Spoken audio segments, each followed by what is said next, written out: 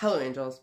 I've been on vacation, but I'm back, and it's time to get to work, starting with a very overdue review of this new Lorde album, Virgin.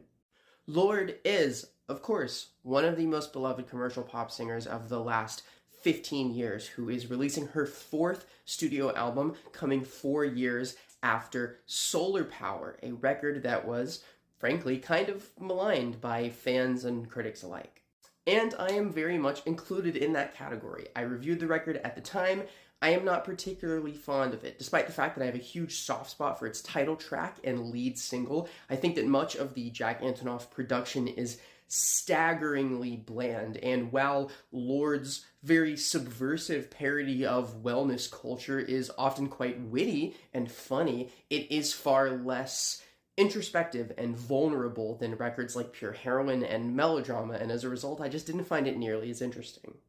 But if vulnerability and introspection are what you are looking for, Virgin has you covered in spades, and it's something that was forecasted by the trio of singles released in the lead up to this, which kind of embody those ideals of Lorde as this very down-to-earth, very vulnerable singer. The detail-oriented style of songwriting is very literal, very practical, but it makes a lot of what she's going through extremely relatable. And while people focused very heavily on some of the gender themes, that's only a drop in the bucket of the introspective and self-exploration themes that exist across this album.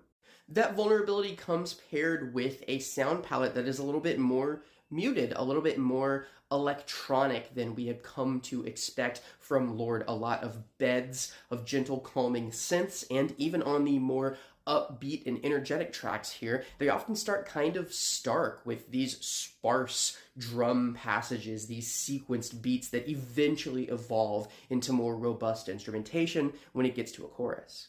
And in my opinion, this is a combination that works really well. Deep cuts on here are impressively versatile and quite consistent with these electronic instrumentations. Sometimes you are getting Lorde at her most confident, at her peak swagger, and other times you are getting the kind of somber, saddening vulnerability that she has captured in so many great tracks in the past, be it Ribs or Liability or so many others. So yeah, I think I'm gonna have to hit Virgins with an 8 out of 10. Like this record a lot, even though it may not be the instant, timeless pop masterpiece of Pure Heroine, or in my opinion, the even better Melodrama. I think it is the best mainstream pop album I have heard this year so far. If you want to read my full thoughts on the record, check out my review right here on my blog, and tell me in the comments what you think about it.